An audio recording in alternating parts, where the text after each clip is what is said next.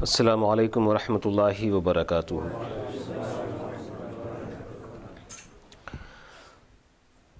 بسم اللہ الرحمن الرحیم، الحمد لولیہ والصلاة والسلام علی نبیہ وعلی آلہ واصحابہ المتأدبین بآدابہ۔ اما بعد فاعوذ باللہ من الشیطان الرجیم، بسم اللہ الرحمن الرحیم۔ لقد کان لکم فی رسول اللہ اسوۃ حسنہ۔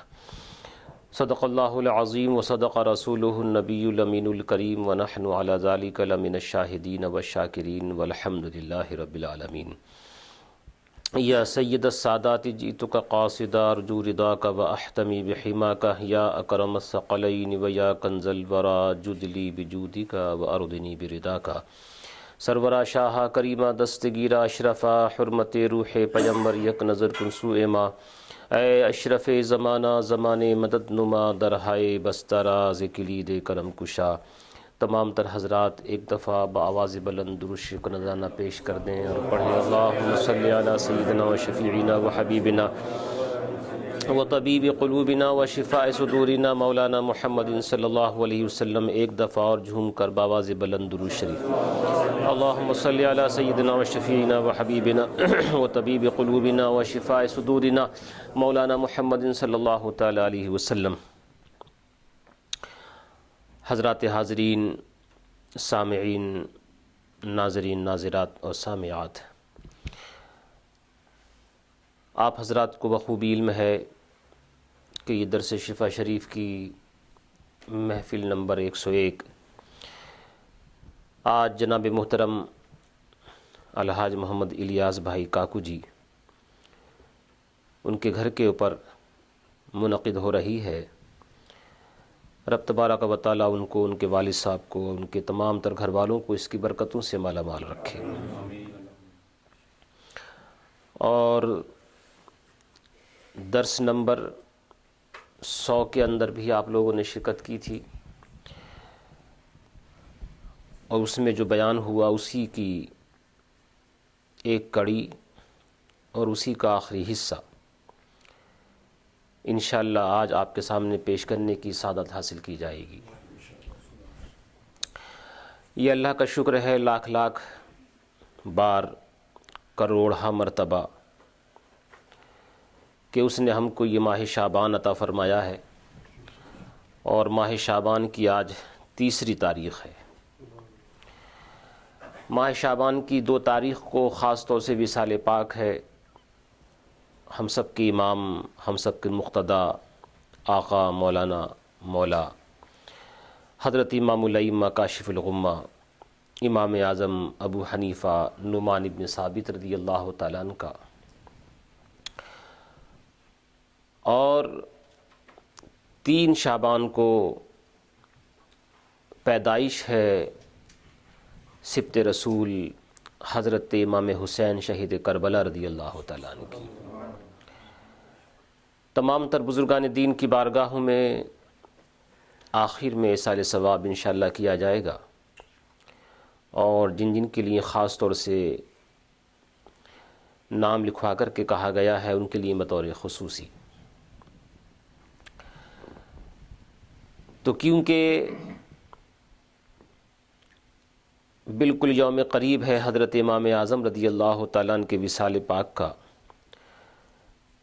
تو ابتداً چند اشعار پہلے ان کی بارگاہ میں عرض کرتا ہوں، اور اس کے بعد پھر درس کی طرف آتا ہوں۔ بہار فضل ربانی ہے جلوہ ابو حنیفہ کا، بہار فضل ربانی ہے جلوہ ابو حنیفہ کا، رہے گا تا ابد فیضان تازہ ابو حنیفہ کا، رہے گا تا ابد فیضان تازہ ابو حنیفہ کا، کیونکہ امام اعظم رضی اللہ تعالیٰ عنہ کی کنیت ابو حنیفہ ہے۔ ابو حنیفہ کیوں ہے اس میں اختلاف ہے، لیکن یہ سب کہتے ہیں کہ ان کا نک نیم، ان کی جو کنیت ہے وہ ابو حنیفہ ہے۔ نام ان کا نعمان ہے لیکن ان کی کنیت ابو حنیفہ۔ اب یا تو یہ بعض لوگوں کے کہنے کے مطابق کہ ان کی بچی کا نام حنیفہ تھا اس لیے ابو حنیفہ کہا گیا، مگر یہ بات معتبر نہیں ہے۔ اکثر لوگ یہی کہتے ہیں کہ ان کے ایک صاحبزادے تھے ان کا نام حضرت حماد تھا اور ان کی کوئی بیٹی نہیں تھی، لیکن بعض لوگ کہتے ہیں اور کتابوں سے اس کا ثبوت بھی ملتا ہے کہ ان کی صاحبزادی تھیں۔ کچھ یہ کہتے ہیں کہ حنیفہ دوات کو کہتے ہیں، انک پاٹ، تو کیونکہ آپ کے سامنے ہمیشہ دوات رکھی رہتی تھی، لکھنے پڑھنے کا کام کرتے تھے، اس لیے آپ کی کنیت ہوئی ابو حنیفہ، یعنی قلم دوات والے۔ اعلیٰ حضرت فاضل بریلوی علیہ رحمت و رضوان نے یہ بھی ارشاد فرمایا کہ حنیف یا حنیفہ اوراق کو کہتے ہیں، پیپرز کو، تو کیونکہ آپ کے سامنے ہمیشہ پیپرز رہتے تھے جس پہ آپ لکھتے رہتے تھے، اس لیے آپ کو ابو حنیفہ کہا گیا ہے۔ وجہ کچھ بھی ہو لیکن ان کی کنیت ابو حنیفہ ہے۔ قلم میں جلوہ فرما ہے مہک حسن تفقع کی، قلم میں جلوہ فرما ہے مہک حسن تفقع کی، سجا الہام کے پھولوں سے فتویٰ ابو حنیفہ کا۔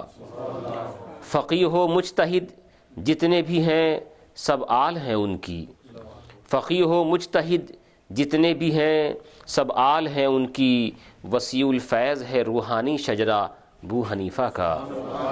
سلجھ جاتے ہیں جس کو پی کے پیچیدہ مسائل بھی، سلجھ جاتے ہیں جس کو پی کے پیچیدہ مسائل بھی، غبار دل کو دھو دیتا ہے چشمہ ابو حنیفہ کا، غبار دل کو دھو دیتا ہے چشمہ ابو حنیفہ کا۔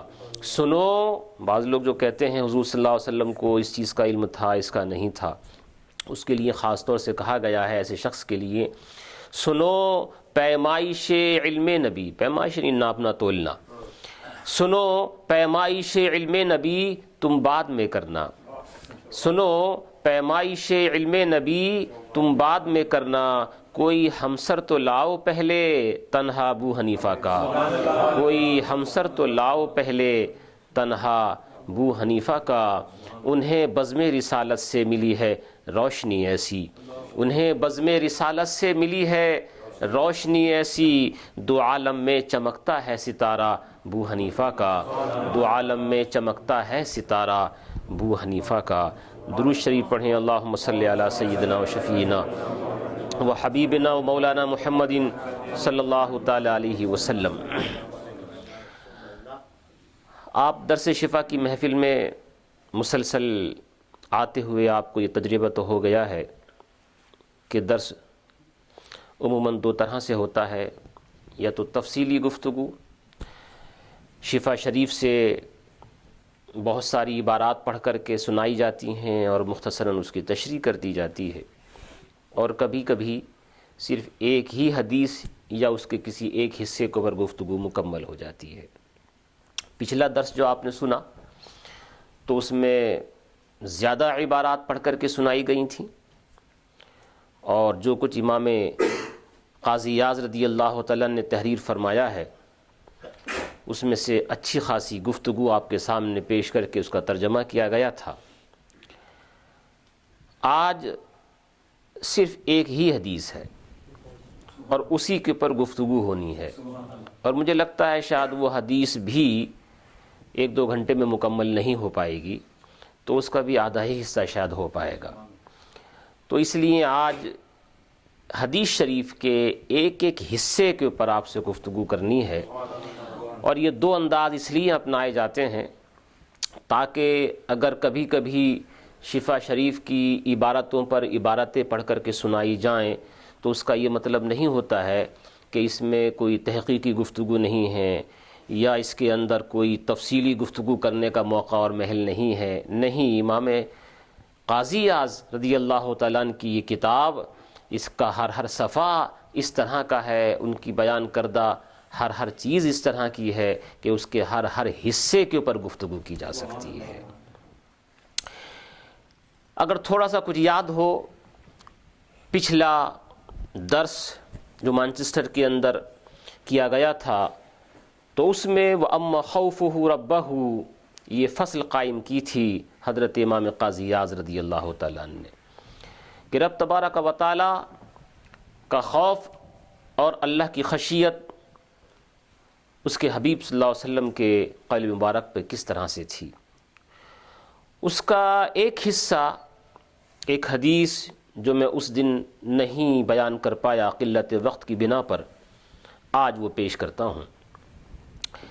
آخر میں حضرت امام قاضی عیاض رضی اللہ تعالیٰ عنہ نے حضرت مولا کائنات کی طرف سے روایت شدہ ایک حدیث بیان کی، اور وہ کہتے ہیں وعن علی رضی اللہ تعالی عنہ قال، کہ حضرت مولا کائنات رضی اللہ تعالیٰ عنہ کی طرف سے یہ حدیث روایت کی گئی ہے، اور انہوں نے فرمایا ہے سألت رسول اللہ صلی اللہ علیہ وسلم عن سنتہ، کہ میں نے اللہ کے رسول صلی اللہ علیہ وسلم سے ان کی سنت کے بارے میں سوال کیا تو آپ نے یہ جواب دیا۔ اس کا ترجمہ کبھی کبھی یہ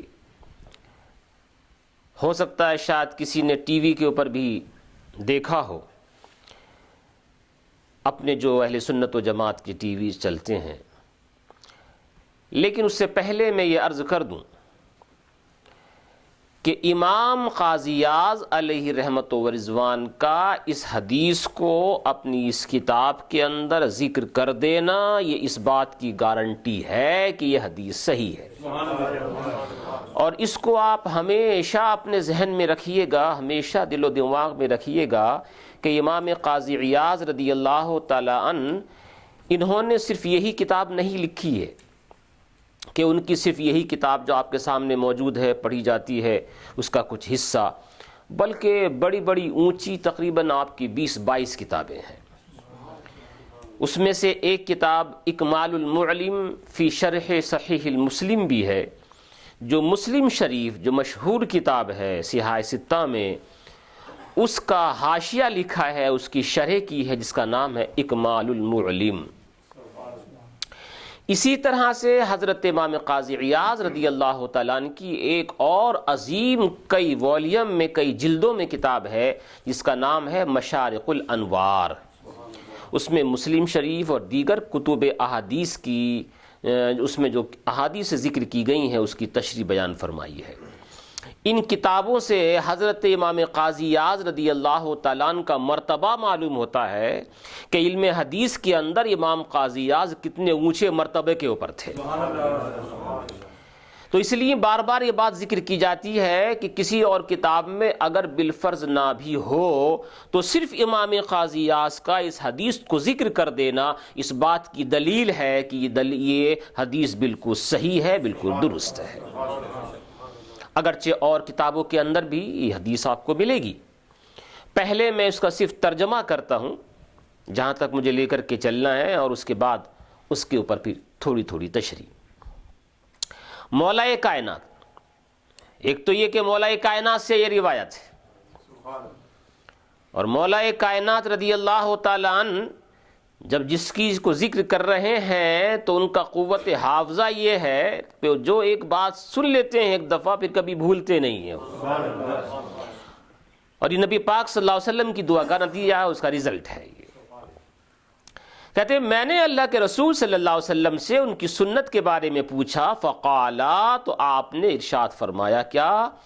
المعرفت رأس مالی، فرمایا کہ معرفت میری اصل پونجی ہے، راس و مالی، معرفت میری اصل پونجی ہے، والعقل اصل دینی، اور عقل میری دین کی اصل ہے، والحب اساسی، اور محبت میری بنیاد ہے، والشوق مرکبی، اور شوق میری سواری ہے، وذکر اللہ انیسی، اور اللہ کا ذکر میرا مونس ہے، میرا ساتھی ہے، والثقۃ کنزی، اور اسی طرح سے بھروسہ اعتماد میرا خزانہ ہے، والحزن رفیقی، اور حزن دل، اندوہ دل، یہ میرا ساتھی ہے، والعلم سلاحی، اور علم میرا ہتھیار ہے، والصبر ردائی، اور صبر میری چادر ہے، والرضا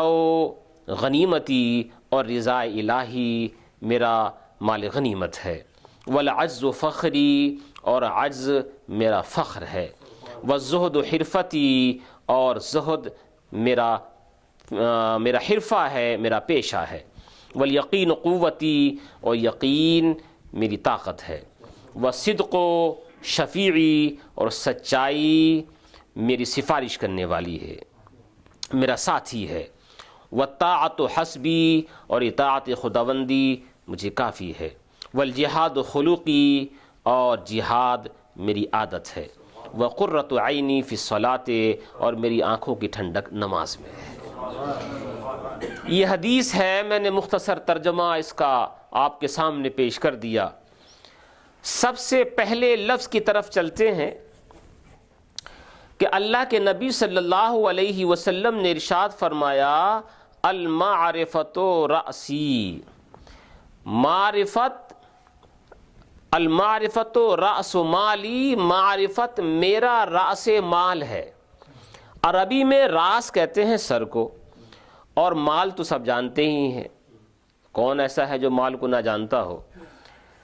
جیسے اردو میں اور انگلش کے اندر بھی پر ہیڈ بولتے ہیں، ایسی عربی میں راس کہہ دیتے ہیں۔ راس کے معنی آتے ہیں اصل، اور راس مال اس کو کہتے ہیں جب کوئی بزنس مین اپنی بزنس شروع کرتا ہے، مثال کے طور پر 2000 پاؤنڈ سے اپنی اس نے بزنس شروع کی، اسے فائدہ ہوتا رہا 2 سے 4، 4 سے 10، 10 سے 20، اس طرح سے ہوتے رہے، تو یہ جس سے بزنس شروع کی ہے 2000 پاؤنڈ، یہ راس مال ہے، یہ راس مال جس سے بزنس شروع ہو رہی ہے، یہ بالکل اصل پونجی، اس کو کہتے ہیں عربی میں کہ یہ راس المال۔ نبی کریم صلی اللہ علیہ وسلم نے فرمایا کہ معرفت خداوندی، اللہ کی پہچان، یہ میری اصل پونجی ہے۔ اچھا جناب، معرفت جس کو اللہ کے نبی صلی اللہ علیہ وسلم نے اصل پونجی کی ہے، یہ میں شروع سے میں بتا دوں کہ آج کی جو گفتگو تھوڑی سی ہارڈ لگے گی آپ کو، لیکن کوشش کیجئے گا سمجھنے کی، کیونکہ اس میں واقعات کم آئیں گے۔ کوشش کروں گا کہ میں آ جائیں سمجھانے کے لیے تھوڑے، لیکن گفتگو تھوڑی سی ہلکے کرتے کرتے بھی مشکل ہو جائے گی۔ معرفت اصل تخلیق ہے،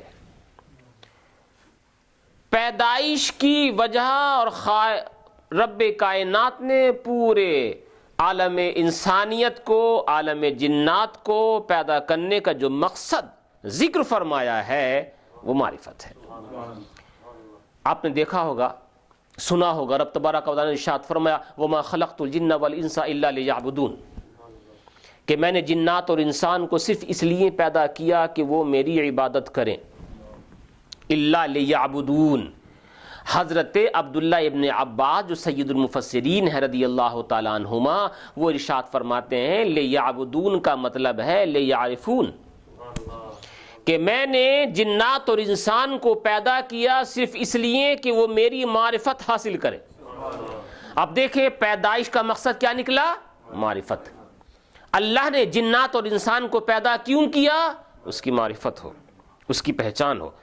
خود ایک حدیث قدسی کے اندر ذکر فرمایا گیا، کنتو کنزا مخفیہ، میں چھپا ہوا خزانہ تھا، رب فرماتا میں چھپا ہوا خزانہ تھا۔ اس کے بعد میں نے یہ چاہا، فَأَرَدْتُ أَنْ أُعْرَفَ، میں نے یہ چاہا کہ میری معرفت ہو، میں پہچانا جاؤں، فَخَلَقْتُ الْخَلْقَ، تو میں نے مخلوق کو پیدا کیا۔ بزرگ فرماتے ہیں کہ یہاں خلق سے مراد حضور صلی اللہ علیہ وسلم کی ذات ہے۔ مطلب یہ ہے کہ جب میں نے یہ چاہا کہ مجھے پہچانا جائے، میری معرفت ہو، تو میں نے محمد عربی کو پیدا کیا۔ دیکھیے معرفت آ گئی کہ نہیں؟ یہاں پر بھی معرفت آ گئی، تو معرفت اصل تخلیق ہوئی۔ معرفت کیا ہوا؟ اصل تخلیق۔ آپ نے کبھی کبھی علم بھی سنا ہوگا، علم اور معرفت، حالانکہ علم کا ذکر آگے آ رہا ہے، لیکن علم سے مراد بھی معرفت ہی ہوتی ہے، صرف جاننا کسی چیز کے بارے میں، لیکن معرفت اس کے اندر موجود نہ ہو، اس کا علم حاصل کر لیا ہے، کوئی یہ جانتا تو ہے سانپ ہوتا ہے، ایک تکلیف دہ پہنچا ہوتا ہے، لیکن اس کو یہ نہیں معلوم ہے کہ سانپ یہی ہے جو جا رہا ہے، تو اس کا صرف نالج حاصل کر لینا، علم حاصل کر لینا اس کو فائدہ بخش نہیں ہوگا، اس کے لیے مفید ثابت نہیں ہوگا۔ وہی علم جس کے اندر معرفت ہو وہی در حقیقت کامیاب ہوا کرتا ہے۔ علم بھی ایک چیز ہے، معرفت بھی ایک چیز ہے۔ محققین نے لفظ علم کو لفظ معرفت سے بالا تر جانا ہے۔ اب دو طرح کے گروپ ہو گئے، علماء اور صوفیہ۔ علماء کہتے ہیں کہ لفظ علم جو ہے یہ معرفت سے اوپر ہے، صوفیہ کہتے ہیں کہ نہیں، معرفت لفظ علم سے اور حقیقت علم سے اوپر ہے۔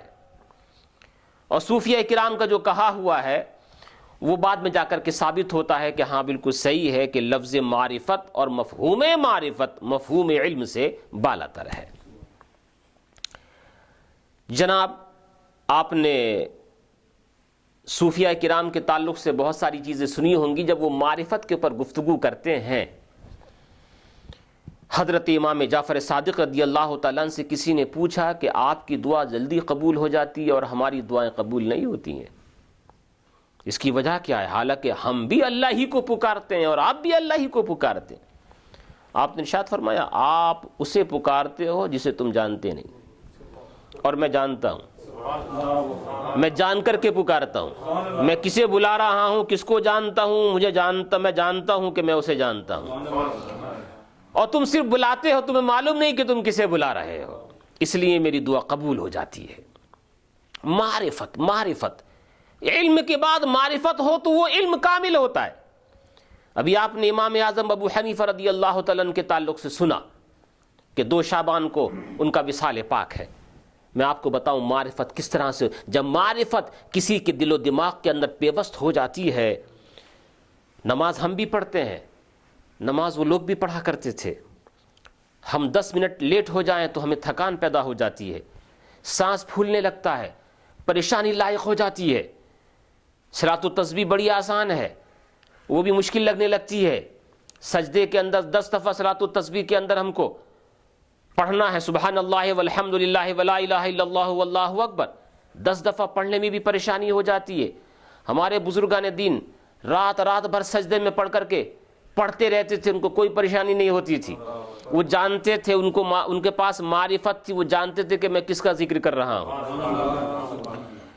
امام اعظم ابو حنیفہ رضی اللہ تعالیٰ عنہ نے 55 حج کیے، 55۔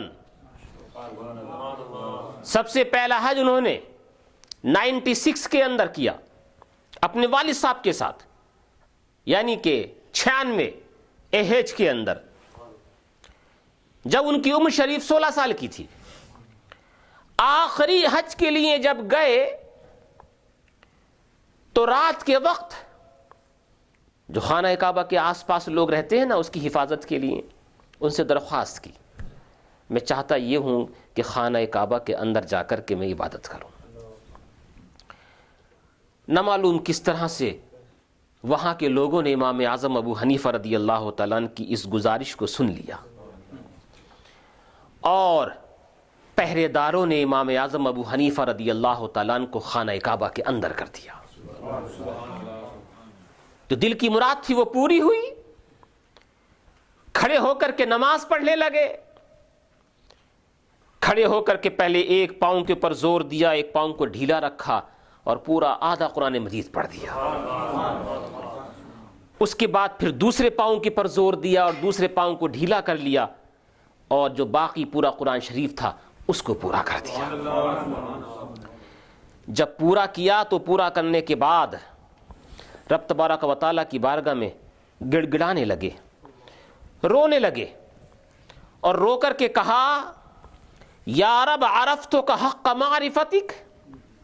معرفت آ رہی ہے، دیکھو یہاں پر بھی، پروردگارہ میں نے تجھے پہچان تو لیا جیسا میرے بس میں تھا تجھے پہچاننا، میں نے تجھے پہچان لیا جیسے میرے بس میں تھا تجھے پہچاننا۔ وما عبدتک حق عبادتک، لیکن میں جیسے تیری عبادت کرنے کا حق ہے اس طرح سے میں تیری عبادت نہ کر سکا۔ فَحَبْ لِي نُقْصَانَ الْخِدْمَةِ لِكَمَالِ الْمَعْرِفَةِ، تو پروردگارہ معرفت کے کمال کی وجہ سے میری عبادت میں جو کمی آئی ہے اس کو ختم کر دے، عبادت کو مکمل کر دے تو میری طرف سے۔ فنودی من زاویۃ البیت، تو بیت اللہ کے ایک کونے سے آواز آتی ہے، بیت اللہ کے ایک کونے سے آواز آتی ہے اور کہا عرفت فاحسنت، تو نے ہمیں پہچانا اور اچھی طرح سے پہچان لیا۔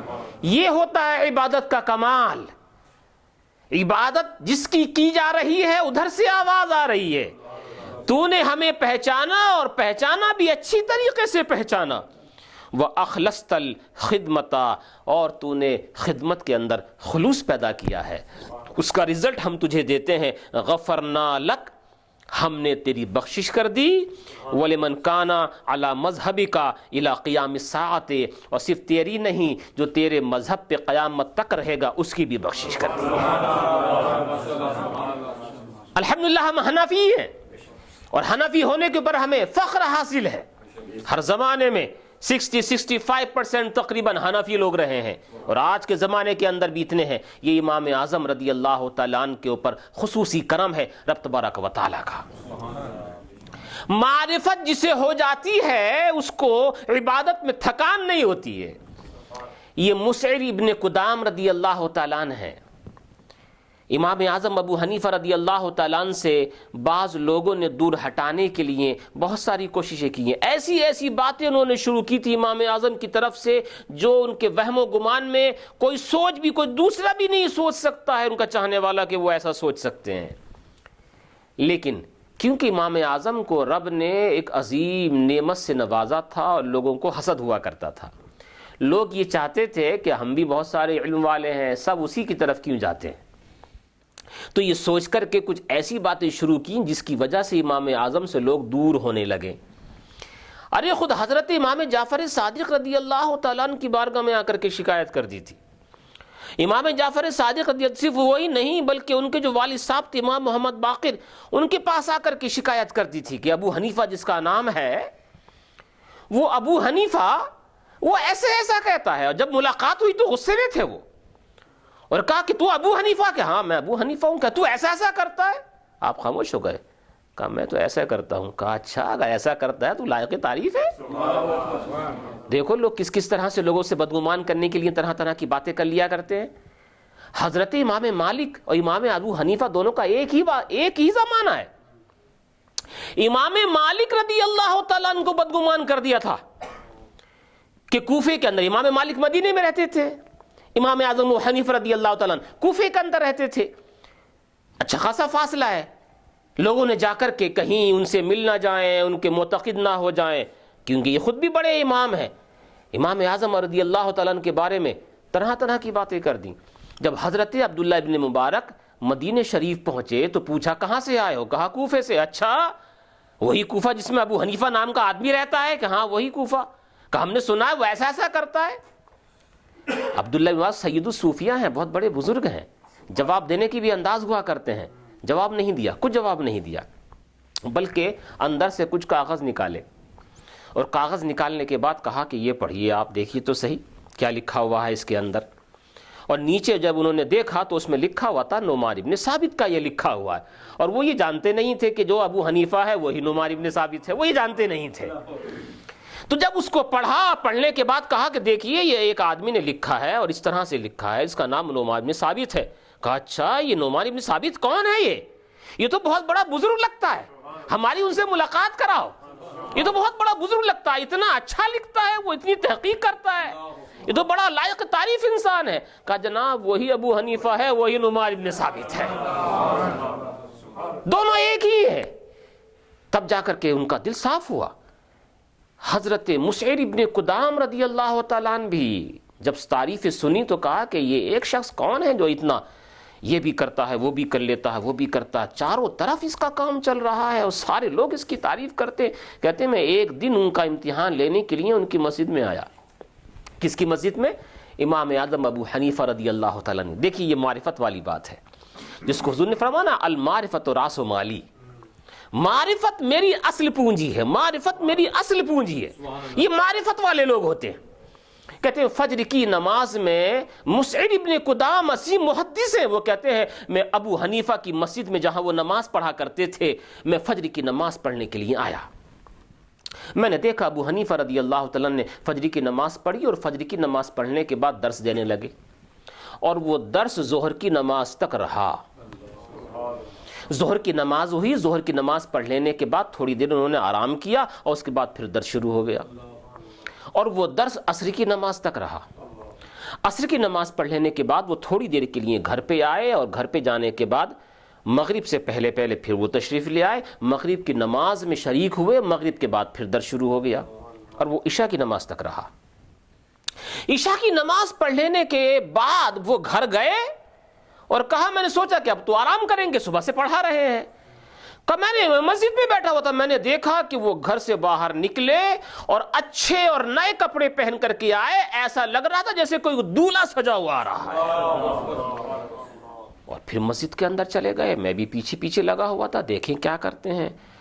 کہا نماز عشاء تو پڑھ ہی چکے تھے، نفل کی نیت باندھی اور رات بھر نماز پڑھتے رہے، اور میں تو دیکھنے ہی کے لیے آیا تھا کہ یہ کرتے کیا کیا ہیں، تو میں صرف کچھ کر نہیں رہا تھا، صرف ان کو دیکھ رہا تھا کہ یہ کرتے کیا کیا ہیں۔ چنانچہ میں نے دیکھا کہ رات بھر انہوں نے نماز پڑھی اور فجر کی نماز یعنی صبح صادق تک پڑھتے رہے۔ جب صبح صادق ہوئی تو بیٹھ گئے، کسی کو پتہ نہ چلے کہ میں رات بھر نماز پڑھ کر کے آئے، یہاں بیٹھا ہوا ہوں، ایسے ہی بیٹھ گئے جیسے اور لوگ بیٹھتے ہیں۔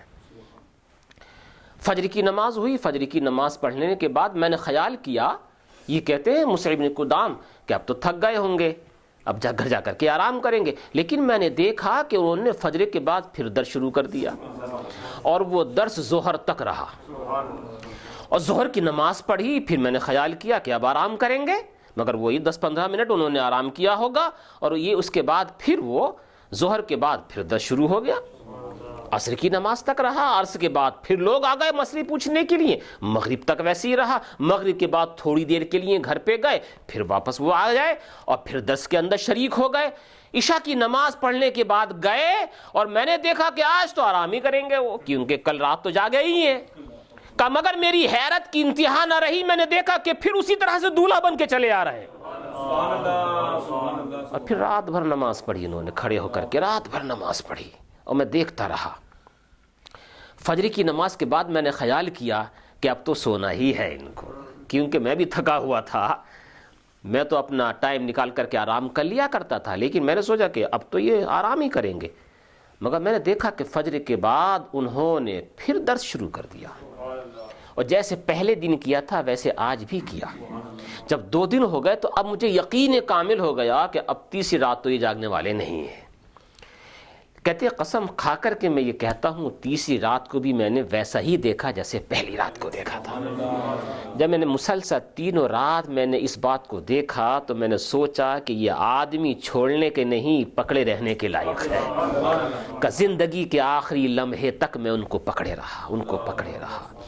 حضرت ابن حجر رضی اللہ تعالیٰ مکی ارشاد فرماتے ہیں کہ یہ مصعب بن قدام اس طرح سے رہے امام اعظم کے ساتھ کہ ان کا اسی مسجد میں انتقال ہوا، اور وہ بھی حالت سجدہ میں انتقال ہوا۔ ان کا مزار پاک بھی مصعب بن قدام کا اسی مسجد کے اندر موجود ہے آج۔ یہ وہ لوگ ہوتے ہیں جو معرفت کو اپنی اصل پونجی سمجھتے ہیں۔ حضور صلی اللہ علیہ وسلم نے فرمایا المعرفت رأس مالی، معرفت الہی میری اصل پونجی ہے۔ آپ دیکھیں حضور صلی اللہ تعالیٰ علیہ وسلم کو بھی رات بھر کھڑے ہو کر کے نماز پڑھا کرتے تھے، بیوی کا بھی حق ادا کر رہے ہیں اور بچوں کا بھی حق ادا کر رہے ہیں، لوگوں کو جہاد کے لیے بھی بھیج رہے ہیں، نماز 5 وقتہ بھی پڑھا رہے ہیں، مسجد کے اندر بھی موجود ہیں، سوالات کے جوابات بھی دے رہے ہیں، بادشاہوں کو خطوط بھی لکھوا رہے ہیں، آنے والوں کی مہمان نوازی بھی کر رہے ہیں، اکیلے ہیں، تھک پھر بھی نہیں رہے ہیں۔ المعرفت رأس مالی، معرفت میری اصل پونجی ہے۔ کیا ہے جناب؟ معرفت میری اصل پونجی ہے، اصل پونجی میری معرفت ہے، معرفت الہی۔ اس کے بعد ذکر کیا گیا، اچھا ایک چیز اور سن لیجئے، معرفت جس کو حاصل ہو جاتی ہے در حقیقت معرفت ہی کی وجہ سے مراتب بڑھا کرتے ہیں، ورنہ کوئی پوچھنے والا یہ پوچھ سکتا ہے نبی صلی اللہ علیہ وسلم کو دیکھنے والے تو فاروق اعظم بھی ہیں، عثمان غنی بھی ہیں، حیدر کرار بھی ہیں، بلکہ 1,24,000 صحابہ کرام ہیں۔ اور اس میں سے بہت سارے لوگ وہ تھے کہ جو دن کو روزہ رکھتے تھے اور رات بھر نماز پڑھا کرتے تھے. پھر بھی آپ افضل البشر بعد الانبیاء بالتحقیق صدیق اکبر کو کیوں کہتے ہیں؟ وجہ کیا ہے اس کی؟ نماز کی وجہ سے؟ یہ مسئلہ ہے خاص طور سے اس میں ہے رکھیے. نماز پڑھنے والے تو بہت زیادہ لوگ تھے اور بھی. روزے کی وجہ سے؟ روزے تو اور بھی پڑھا کرتے تھے، رکھا کرتے تھے. کس وجہ سے ہے؟ پھر کہا گیا ہے ابو بکر کو جو فضیلت حاصل ہے دوسرے لوگوں کے اوپر، وہ نماز کی وجہ سے نہیں، روزوں کی وجہ سے نہیں، زکوٰۃ کی ادائیگی کی وجہ سے نہیں، جو خیرات انہوں نے خدا کی راہ میں دیا صرف اس وجہ سے نہیں، بلکہ اس معرفت الہی کی وجہ سے جو رب نے اپنے حبیب کے صدقے میں ان کے دل میں عطا فرمائی تھی. تو معرفت سے درجات بڑھا کرتے ہیں، منازل میں ترقی ہوا کرتی ہے. اس لیے آپ نے ارشاد فرمایا المعرفت رأس مالی، معرفت میرا رأس المال ہے، میری اصل پونجی ہے. پھر کیا ہے اس کے بعد ارشاد فرمایا والعقل اصل دینی، والعقل اصل دینی، عقل میری دین کی جڑ ہے. اس لیے اس پہ اور غور کیجئے گا. کچھ لوگ یہ کہتے ہیں اور بعض مذاہب ہیں ایسے جو یہ کہتے ہیں کہ عقل کو بالکل ہی دخل نہیں ہے کسی بھی چیز کے اندر. وہ کہتے ہیں تم مان لو. یہ تعلیم دی جاتی ہے آج کے زمانے میں کچھ مذاہب کے اندر. وہ کہتے ہیں خدا تین ہے. لوگ سوال کرتے ہیں کس طرح سے کہ بھئی دیکھو عقل کو دخل نہیں ہے، بس ہم کہہ رہے ہیں نا تم سے اس بات کو اپنے گلے سے اتار لو، بس کچھ سوچو ووچو نہیں کسی بھی طرح سے، کسی چیز کے بارے میں مت پوچھو. شریعت مطہرہ، شریعت اسلامیہ نے عقل کو دخل دیا ہے لیکن حدود میں رہ کر کے. ایسا نہیں کہ اپنی عقل کو آپ شریعت مطہرہ سے ٹکرانے لگا دیجئے، نہیں. نبی کی عقل ساری عقلوں سے بڑھی ہوئی ہے. جب نبی نے تمہیں کچھ حکم دیا ہے اب اپنی عقل کو نبی کے عقل کے سامنے مت لے کر کے آؤ. لیکن پھر بھی عقل کا دخل، عقل کا حصہ رب کائنات نے رکھا ہے. قرآن مجید کے اندر کئی جگہ آپ نے بارہا سنا ہوگا، قرآن مجید کے اندر ذکر فرمایا گیا ہے، یہ کہا گیا ہے کذالک نفصل الآیات لقوم یعقلون. اسی طرح ہم نشانیوں کو بیان کیا کرتے ہیں اس قوم کے لیے جو عقل والی ہے. آ گیا نا عقل، عقل والی ہے. عقل والوں کی تعریف کی گئی ہے. عقل والوں کو عقل کا استعمال کرنے کے لیے کہا گیا ہے، لیکن اپنی عقل کو نبی کی عقل کے سامنے نہیں لانا چاہیے. یہ اس وقت کی غلطی ہے. وہ کہتے ہیں ہماری عقل میں یہ بات نہیں آ رہی ہے. ہم کہیں گے یاد رکھیے گا ساری کائنات میں پورے رب نے جتنی بھی چیزیں پیدا فرمائی ہیں، جتنی بھی کائنات پیدا فرمائی ہے، اس میں سب سے زیادہ جس کے پاس عقل ہے اس کا نام ہے نبی سید المرسلین صلی اللہ علیہ وسلم. اب انہوں نے جو حکم صادر فرما دیا ہے ان کی عقل کے سامنے اپنی عقل کو مت چلائیے. لیکن اس کا مطلب یہ نہیں کہ عقل کو بالکل بھی استعمال نہیں کرنا چاہیے. ارے اجتہاد کس چیز سے ہوتا ہے؟ عقل کے ذریعے. آپ نماز روزے وغیرہ کا کس طرح سے حساب لگاتے ہیں؟ عقل کے ذریعے. نماز کس کے اوپر فرض ہے؟ عقل والے کے اوپر. جس کے پاس عقل ہی نہیں ہے اس کے اوپر تو نماز ہی فرض نہیں ہے. جو مجنون ہے، پاگل ہے، جس کے پاس عقل نہیں ہے اس کے اوپر نماز فرض نہیں ہے. عقل کو ہے دخل، لیکن عقل کو، اپنی عقل کو شریعت مطہرہ کے نیچے رکھ کر کے اپنی عقل کو چلانا چاہیے، شریعت مطہرہ کے مقابلے میں نہیں لانا چاہیے. نبی صلی اللہ تعالی وسلم نے کیا ارشاد فرمایا کہ عقل میری دین کی جڑ ہے، عقل میرے دین کی جڑ ہے. کچھ لوگ اگر اس کا یہ مطلب نکالیں کہ اب اس کا مطلب یہ نکلتا ہے کہ ہم عقل کو استعمال کر سکتے ہیں. آج کے زمانے میں جتنی بھی بہکانے والے لوگ ہیں اسی طرح سے استعمال کرتے ہیں. اس لیے کبھی کبھی میں عرض کیا کرتا ہوں کہ خانقاہ میں جب آئیں تو زبان خاموش کر کے آئیں، اس لیے کہ خانقاہوں کا سبق یہی ہوا کرتا ہے جب تم نے ہم کو مان لیا ہے، جب مان لیا ہے تو ہم کو مان لیا ہے، یا تو مانتے نہیں، جب مان لیا ہے تو پھر اب جو ہم کہہ رہے ہیں وہ کرو. سوال جواب کی جگہ خانقاہ نہیں، سوال جواب کی جگہ مدرسہ ہے. وہاں آ کر کے سوال کریں، چوں چرا کریں، ایسا کیوں ہے ویسا کیوں ہے، استاد آپ کو جواب دے گا. لیکن خانقاہ میں جائیں تو خانقاہ والا جو کہے جو سچا ہو، صاحب دانش ہو، شریعت مطہرہ کا پاسدار ہو، وہ جو کہے تو ہاں صحیح ہے، اب شیخ کہہ رہا ہے بالکل درست ہے، یہاں چوچرا نہیں ہے، یہاں چوچرا نہیں ہے۔ اس لیے علامہ اقبال نے جو کہا ہے وہ بھی بالکل صحیح کہا ہے کہ عقل کو تنقید سے فرصت نہیں، عشق پر اسلام کی بنیاد رکھ۔ وہ بات بھی صحیح ہے ان کی کہ عقل تو کچھ نہ کچھ سوچتی ہی رہتی ہے، کبھی یہ کہتی ہے، کبھی وہ کہتی ہے، کبھی وہ کہتی ہے، کبھی کہتی ہے معراج پہ کیسے گئے سمجھ میں نہیں آ رہا ہے، کبھی یہ کہتی ہے چاند دو ٹکڑے کیسے ہوگا سمجھ میں نہیں آ رہا ہے، کبھی وہ سوچتی ہے کہ سورج ڈوبا ہوا واپس کیسے آ گیا سمجھ میں نہیں آ رہا ہے، کبھی وہ سوچتی ہے کہ کنکری بولنے کیسے لگی سمجھ میں نہیں آ رہا ہے۔ تو وہ کہتے ہیں کہ یہ عقل کو تنقید سے فرصت نہیں ملتی ہے، اس لیے عقل کو رہنے دے اور عشق کا غلام بن، اور عشق کا صاحب عشق ہو کر کے اب مان تو ہر ایک تیرے لیے بالکل روز روشن کی طرح واضح ہوتا چلا جائے گا۔ اس لیے کہا گیا ہے کہ ہاں عقل کو بھی استعمال کرو، مگر اپنی عقل کو شریعت کے مقابلے میں لے کر کے نہیں آؤ۔ تو نبی کریم صلی اللہ علیہ وسلم نے کیا فرمایا؟ العقل اصل دینی۔ دیکھیے یہاں اصل ہے، اس سے پہلے رأس و مالی، میرے مال کی اصل، پونجی، وہ بھی اصل ہے نا، جڑ۔ یہ تین چار لفظ برابر برابر سیم سیم آ رہا ہے اسی طرح سے۔ فرمایا العقل اصل دینی، عقل میرے دین کی جڑ ہے، میرے دین کی جڑ ہے، بغیر عقل کے کوئی بات کہتا ہی نہیں ہوں، چنانچہ جو میں کہتا ہوں اس میں عقل ہے، اور سارے لوگوں کی عقلوں کے مقابلے میں میری عقل کامل ہے، چنانچہ اپنی گردن کو جھکا کر میری بات مان لیا کرو، کیونکہ میرے دین کی جڑ ہی عقل ہے، عقل ہے۔ اس کے بعد کیا ارشاد فرمایا؟ والحب اساسی، محبت میری بنیاد ہے۔ دیکھیے بنیاد آ گیا نا، یہ لفظ بنیاد کہا، عقل کو جڑ کہا، اور معرفت کو راس المال پونجی کہا، وہ بھی اصلی ہی ہے۔ اور الحب اساسی، حب محبت میری جڑ ہے، محبت میری جڑ ہے۔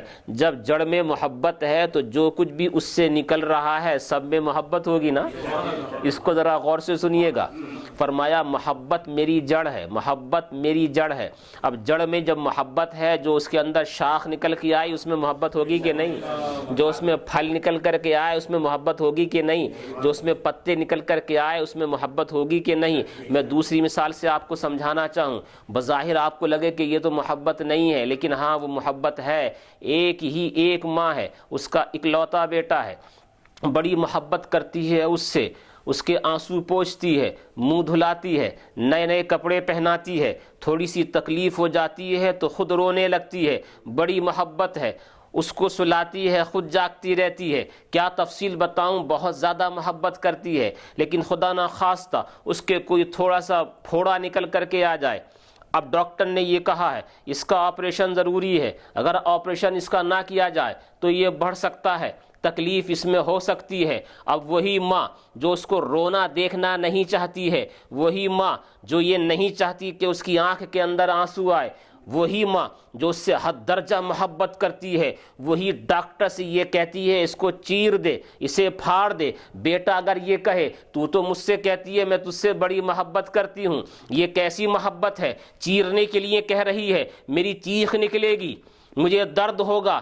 اس وقت نہ نکلے بعد میں احساس ہوگا، اس میں ٹانکے لگائے جائیں گے، یہ کون سی محبت ہے؟ ماں کہے گی محبت یہی ہے کہ اس کو چروا دیا جائے، اس کو کٹوا دیا جائے۔ دیکھو کسی چیز کو کاٹ دینا، کسی چیز کو ختم کر دینا یہ محبت کے منافی نہیں ہے، اس لیے کہ ماں چاہتی یہ ہے کہ میں تھوڑا سا کٹوا کر کے پورے بدن کو سلامت رکھوں، تو یہ کٹوانا محبت کے خلاف نہیں ہے۔ یہی میں بتانا چاہتا ہوں، اگر نبی کسی کو کوڑے بھی لگوائیں، نبی نے کہا میری محبت کی جڑ، میری جڑ محبت ہے، کوڑے اگر لگوائے جا رہے ہیں اس میں بھی محبت ہے، کسی کو ڈانٹا جا رہا ہے اس میں بھی محبت ہے، کسی کو کچھ کہا جا رہا ہے اس میں بھی محبت ہے۔ احکام شرع جتنے بھی ہیں، اگر میں کہوں روزہ رکھو، آپ کہیں 22 گھنٹے کس طرح سے بغیر کھائے پیے رہیں گے، کہا میری جڑ ہی محبت ہے، تم سمجھو نہ سمجھو اس میں بھی محبت ہے۔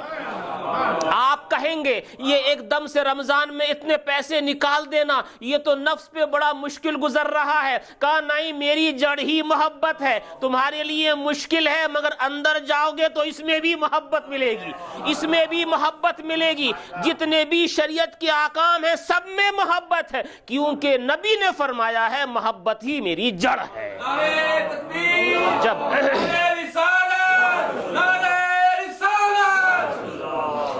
جب جڑ میں محبت ہے، جب جڑ میں محبت ہے.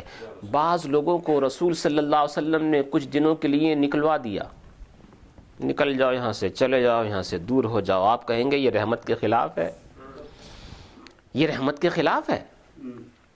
رحمت کے خلاف نہیں ہے، محبت کے خلاف نہیں ہے. جن کو نکالا تھا ان کی وجہ سے دوسروں کے بدن خراب ہونے والے تھے، یعنی یہ پورا اسلام بدن کی طرح ہے.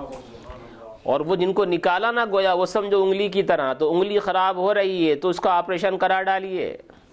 آپریشن کرا کر کے پورے ہاتھ کو سلامت رکھنا ہے، پورے بدن کو سلامت کرنا ہے. اگر یہ بڑھتا رہا تو ناسور بن جائے گا اور پھر مصیبت بن جائے گا. جب مصیبت بنے گا تو پورے بدن کے اوپر آ جائے گا. اب محبت یہی ہے کہ انگلی کو آپریشن کرا کر کے یا تو کاٹ دیا جائے یا اس میں زخم لگا کر کے اس کی گندگی کو نکال دیا جائے.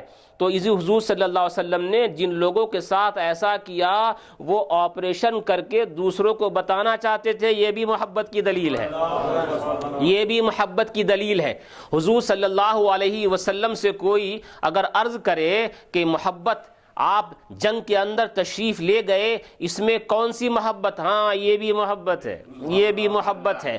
اس لیے کہ ہم یہ چاہتے ہیں کہ تم جہنم میں مت جاؤ.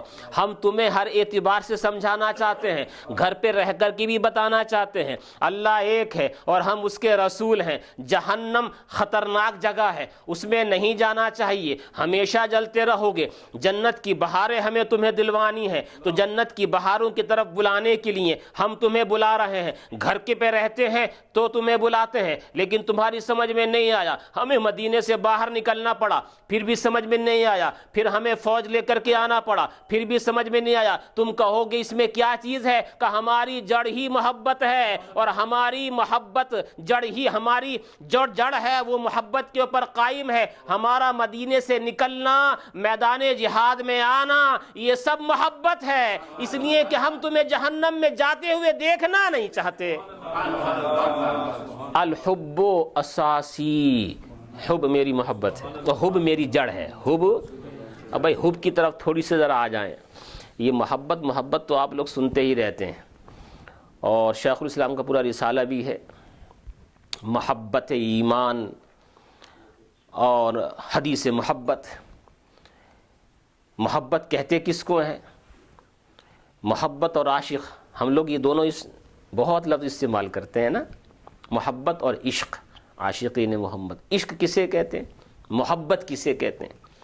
ایک تو بات یہ ہے کہ محبت ہم اگر 20-40 دن بھی سمجھاتے رہیں کہ محبت اسے کہتے ہیں، اسے کہتے ہیں، اسے کہتے ہیں، پھر بھی سمجھا نہیں سکیں گے کہ محبت کسے کہتے ہیں. اتنا کہہ سکتے ہیں محبت دل کے جھکاؤ کا نام ہے، محبت ایک میلان کا نام ہے، محبت ایک دل کی کیفیت کا نام ہے، محبت دل کی سوزش کا نام ہے، محبت دل کی جلن کا نام ہے. محبت کے ذریعے ایک جلن ہوتی ہے، ایک سوزش ہوتی ہے، دل کسی طرف جھک جاتا ہے. یہ ساری چیزیں، لیکن آخر میں جا کر کے بات وہی آئے گی کہ جو کسی نے کہا ہے محبت کو سمجھنا ہے تو واعظ خود محبت کر. محبت کو سمجھنا ہے تو واعظ خود محبت کر، کہ یہ وہ چیز ہے کنارے سے، ساحل سے کبھی اندازہ طوفان نہیں ہوتا. تو محبت رسول، عشق رسول، لفظ عشق جو ہے نا، عشق یہ نہ تو قرآن میں آیا ہے اور احادیث کے اندر بھی کبھی نظر سے نہیں گزرا ہے. بزرگوں نے فرمایا ہے کتنا مشہور لفظ ہے یہ عشق، کتنا مشہور ہے. لیکن عشق اور اس کے جتنے بھی مشتقات ہیں، عاشق ہے یا کوئی دوسرے یاشقو ہے کہ تاشقو ہے کہ عاشقو ہے ناشقو ہے، جتنے بھی ہیں اس کا کوئی بھی مشتقات میں سے قرآن مجید کے اندر آیا ہی نہیں ہے. اس کا مطلب یہ نہیں کہ عشق کے لفظ کو بولنا درست نہیں. ایک مسئلہ آپ کو بتانے والا ہوں، اس لیے اسی وجہ سے اس کو غور سے سنیے گا، اور تھوڑا آگے جائے سب لوگ تاکہ سامنے آ جائے. اللہم صلی علی سیدنا و شفینا و حبیبنا و مولانا محمد صلی اللہ تعالی علیہ وسلم. میں نے ابھی کیا ذکر کیا؟ عشق کا لفظ قرآن میں موجود نہیں ہے، لیکن پھر بھی بولتے ہیں کہ نہیں عاشق محمد، عاشقین محمد. کوئی حرج نہیں ہے بولنے میں. عشق کسے کہتے ہیں تھوڑا سا بتایا جائے گا، لیکن قرآن میں نہ ہونے کی وجہ سے یہ ثابت نہیں ہوتا کہ ہم عشق کا لفظ بول نہیں سکتے. بعض لوگ یہ کہتے ہیں کہ لفظ کملی حضور صلی اللہ علیہ وسلم کے لیے نہیں کہہ سکتے، اور اس میں سے ایک دلیل یہ بھی کہتے ہیں کہ اعلیٰ حضرت فاضل بریلوی علیہ رحمت و رضوان نے اپنی کتاب فتاوی رضویہ کے اندر اس لفظ کا استعمال نہیں کیا ہے. تو بھئی اس چیز سے یہ چیز تو لازم نہیں آتی ہے کہ اعلیٰ حضرت فاضل بریلوی علیہ، اگرچہ وہ امام ہیں مجدد ہیں بہت، لیکن اس سے یہ چیز لازم نہیں آتی ہے کہ انہوں نے استعمال نہیں فرمایا ہے تو اس لفظ کا استعمال ہی درست نہیں ہو. دیکھو جو ان کے دارالافتاء میں رہ چکے ہیں، جو وہاں فتویٰ نویسی سیکھ چکے ہیں، جو اعلیٰ حضرت کے معتمد تھے اور مستند تھے، جن کا نام ہے مختوم الملت محدث اعظم ہند سید محمد اشرفی کی چھوچوی علیہ رحمت و رضوان، وہ خود یہ ارشاد فرماتے ہیں شامیانہ نہیں خورشید قیامت کے لیے کالی کملی کے سوا چادر عطرت کے سوا. اب یہ بھی تو انہی کے معتبر ہیں، کالی کملی آیا کہ نہیں آیا، اور کتنے ہمارے بزرگ کالی کملی کا استعمال کرتے ہیں. تو میں صرف یہ عرض کر رہا ہوں کہ کسی لفظ کا کسی کتاب میں نہ ہونا یہ اس بات کو لازم نہیں ہے کہ اس کا استعمال صحیح نہیں.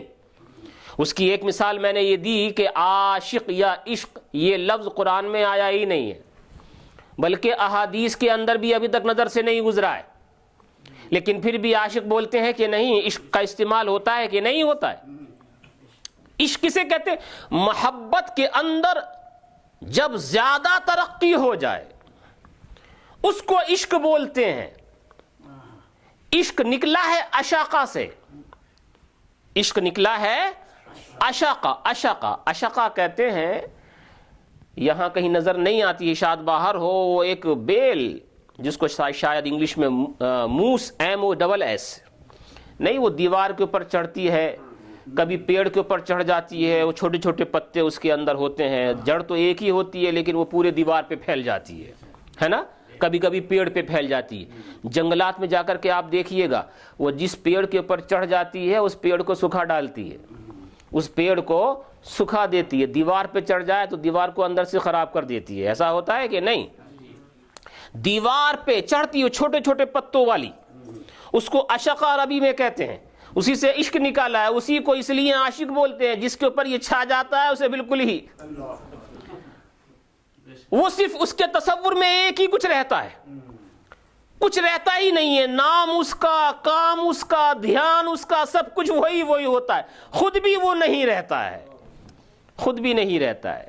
جب یہ کسی کے اوپر سوار ہو جاتا ہے نا تو بس وہی تصور. فرہاد کا آپ نے ذکر کبھی سنا ہوگا، وہ فرہاد جس نے پورا کسی کے لیے پہاڑ کاٹ ڈالا تھا، کس لیے؟ عشق کی وجہ سے. بعد میں شوق کا ذکر آئے گا حدیث شریف کے اندر. لیکن یہ عاشق رسول ہونے کا درجہ یا عشق کا درجہ یہ محبت سے بہت اونچا ہے. محبت کے درائج ہیں، درجے ہیں، منازل ہیں، مراتب ہیں. محبت جب اپنے کمال کو پہنچتی ہے، محبت جب اپنے عروج کو پہنچتی ہے، جب محبت کرنے والا اپنے آپ کو بالکل فنا کر دیتا ہے تب وہ عاشق ہوتا ہے. تو محبت کے سب سے اوپر والے درجے کو عشق کہتے ہیں. اس لیے عاشق محمدی ہونا بڑا مشکل کام ہے. محبت تو ہر ایک کو ہوتی ہے، بغیر محبت رسول کے تو کوئی مسلمان ہو ہی نہیں سکتا. جب محبت میں کمال ہوتا ہے تو ایمان میں کمال ہوتا ہے. محبت ہی بالکل نہ ہو تو آدمی مسلمان نہیں، اور اگر محبت تو ہو مگر محبت میں کمال نہیں تو آدمی مسلم تو ہے مگر مومن کامل نہیں. لیکن جب محبت بھی ہو، محبت کا کمال بھی ہو تو پھر ایمان میں کمال ملتا ہے.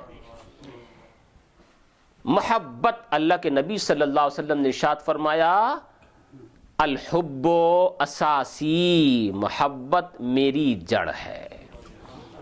تو مسلمانوں کے لیے بھی تو یہی پیغام ہے نا، محبت میری جڑ ہے. رسول صلی اللہ علیہ وسلم کا جو بھی پیغام دیکھیں، جو بھی چیز دیکھیں، جو بھی قول ہو، جو بھی فعل ہو، جو بھی کرنا ہو، اٹھنا بیٹھنا چلنا پھرنا فرمانا سننا، جو کچھ بھی ہو، جب فرمایا میری جڑ میں محبت ہے تو ان کے ہر ہر کام کے اندر محبت ہے. تو کیا کہا؟ الحب اساسی. پھر شروع سے دیکھ لیجیے. سب سے پہلی بات کیا تھی؟ المعرفت رأس مالی، معرفت میرے رأس المال، میری اصل پونجی ہے، اصل مال ہے. پھر کیا کہا تھا؟ العلم، العلم نہیں جی، وہ تو العقل اصل و دینی فرمایا تھا، لیکن العلم المعرفت رأس مالی والاخجا، علم بعد میں آئے گا، میں علم کو لے کر کے آ رہا تھا. العقل اصل و دینی، عقل میرے دین کی جڑ ہے. اور اب فرمایا الحب اساسی، محبت میری بنیاد ہے. پھر فرمایا والشوق مرکبی، شوق میری سواری ہے، شوق میری سواری ہے. شوق یہ محبت سے پیدا ہوتا ہے، شوق محبت سے پیدا ہوتا ہے، اس لیے اس کو سواری کہا گیا. شوق ایک راستہ ہے. بعض لوگ یہ کہتے ہیں کہ شوق زیادہ ہے کہ محبت زیادہ ہے، کہتے ہیں کہ نہیں محبت زیادہ ہے. شوق جو ہے اس کا ایک راستہ ہے، یعنی محبت کے بعد شوق پیدا ہوتا ہے، اور شوق جو ہے وہ راستہ ہے، وہ اس کو محبوب تک پہنچاتا ہے. تو جب منزل مقصود تک کوئی پہنچ جائے تو اب راستے کی ضرورت نہیں رہتی ہے. اس لیے شوق کی ضرورت اسی وقت تک رہتی ہے جب تک وہ منزل مقصود تک نہیں پہنچتا ہے. تو فرمایا شوق میری سواری ہے، شوق میری سواری ہے. اور جب شوق سواری ہے، کس کی؟ شوق پیدا کہاں سے ہوتا ہے؟ محبت سے. تو جتنا محبت کا مرتبہ بلند ہے اتنا ہی شوق کا مرتبہ بلند ہے. شوق کا مرتبہ فرمایا کیا؟ شوق میری سواری ہے، شوق میری سواری ہے. اب شوق کو جو سواری فرمایا گیا یہاں پر، جیسے میں نے ذکر کیا کہ محبت سے پیدا ہوتا ہے شوق، اور شوق جب کسی کے دل کے اندر پیدا ہو جائے تو وہ ہر مشکل سے مشکل کام کو، شوق کہتے کس کو ہیں؟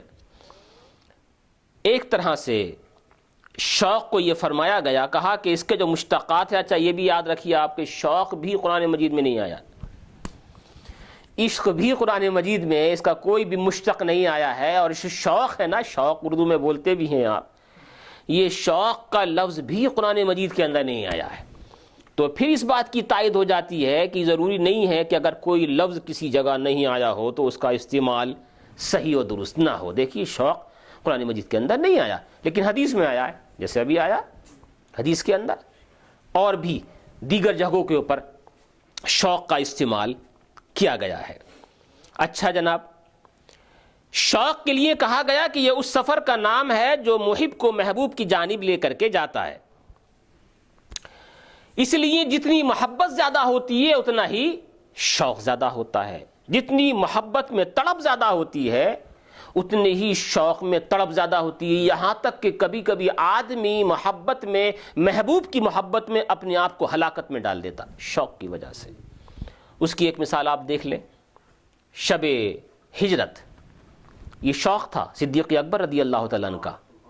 یا رسول اللہ، غار اندھیرا ہے، غار کے اندر تاریکی ہے، وہاں سانپ ہوں گے، بچھو ہوں گے، تکلیف دے. اب یہ شوق ہے، یہ جتنی بھی چیزیں ہو رہی ہیں نا، یہ شوق ابھار رہا ہے ان کو. اور شوق پیدا کہاں سے ہوا؟ محبت سے. محبت کس سے تھی؟ رسول صلی اللہ علیہ وسلم سے. آپ نہ جائیں، اب اپنے آپ کو ہلاکت میں ڈال رہے ہیں وہ شوق کی وجہ سے. آپ نہ جائیں، پہلے میں جاؤں گا.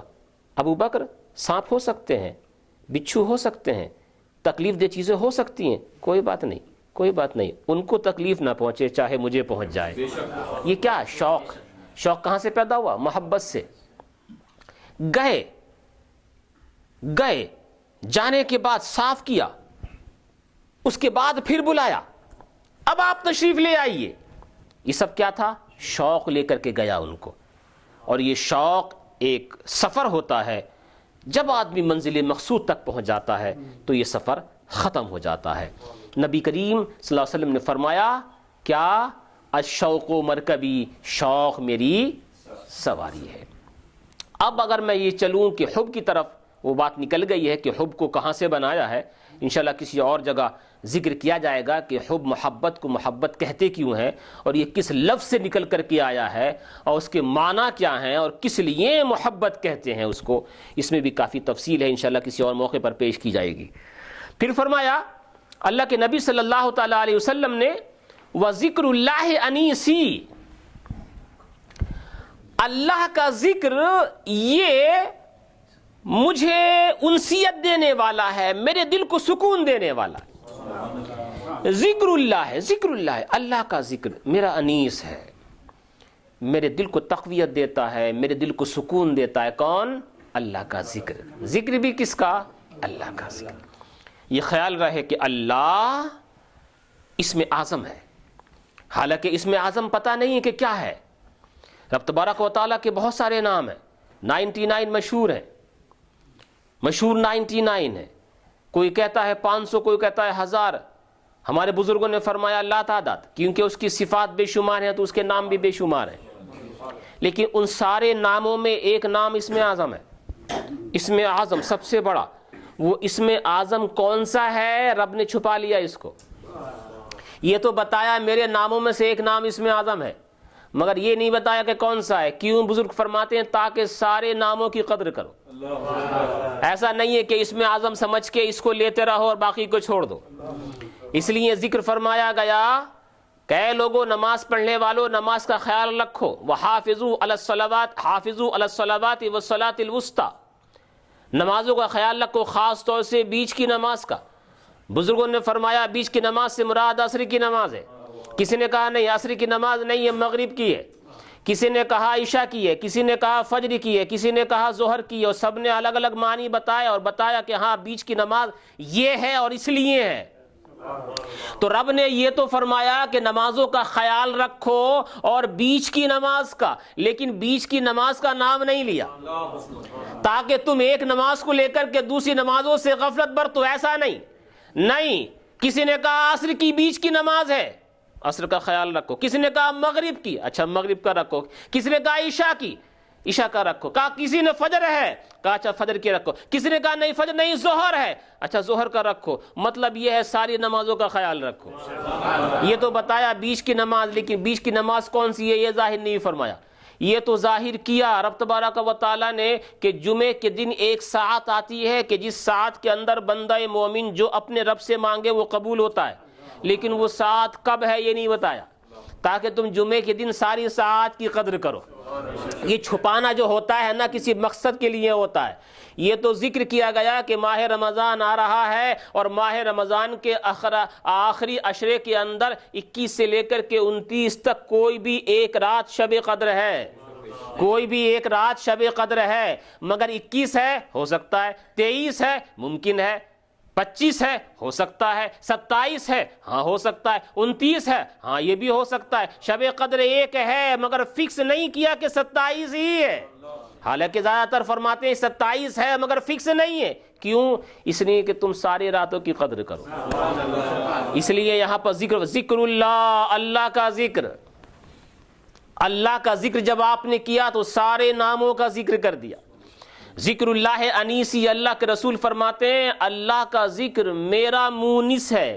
مونس کہتے ہیں غم خوار کو، یا مونس کہتے ہیں جس کے ذریعے سے سکون ملے، جس کے ذریعے سے اطمینان ملے. اب اللہ کے رسول کہتے ہیں کہ میرے دل کا اطمینان اللہ کے ذکر سے ہے.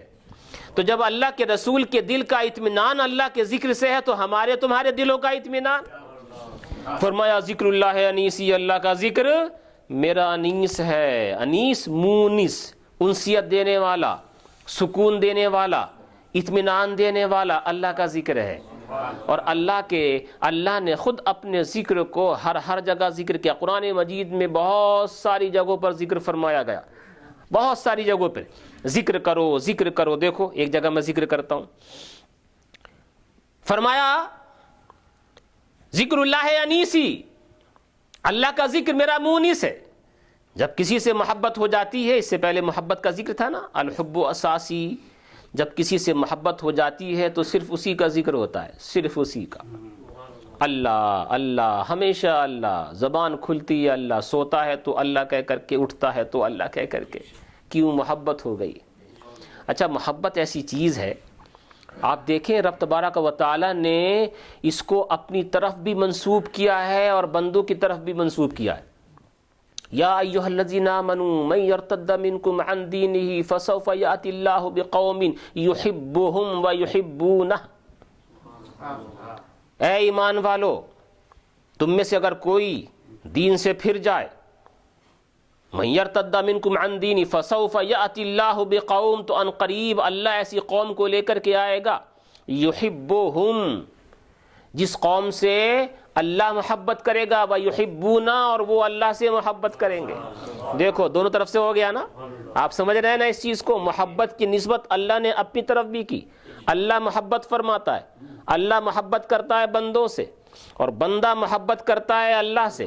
ایسا نہیں ہے محبت یک طرفہ ہو، نہیں، اللہ بھی محبت فرماتا ہے مگر اس کا مطلب اور ہے، اور بندے بھی محبت رکھتے ہیں اللہ سے. نبی کریم صلی اللہ تعالی علیہ وسلم کی بارگاہ اقدس میں آپ نے دیکھا کہ ایک بچہ ایک عورت ادھر ادھر پھر رہی ہے، دو رویا لوگ کھڑے ہوئے ہیں، قیدی بنا کر کے ان کو پیش کیا گیا ہے.